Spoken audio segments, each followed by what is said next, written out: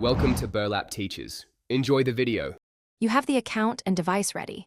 Open App Store or Settings now and sign into your VPN provider. If you chose the app route, install and grant network permissions.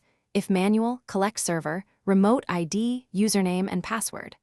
Once done, go to Settings General VPN and Device Management to add a new profile or let the app install one. Make sure you read any prompts about certificates and trust. This ensures the VPN can route traffic securely. Now you configure specifics.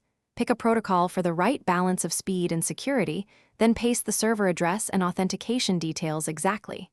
If the app manages profiles, open its settings and toggle DNS leak protection and kill switch options. If manual, add DNS servers under the profile and set connect on demand to auto start. Once configured, toggle the VPN switch. A VPN icon appears in the status bar. You should test complete setup by testing several apps and websites to ensure traffic routes through the VPN. Verify the IP and location change and check latency. If something fails, restart your iPhone and try toggling airplane mode. This clears stale network states.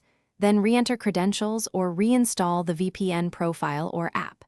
If problems persist, switch to a different server or protocol and collect logs for provider support. One key tip: always check that DNS leak protection is active so your queries remain private.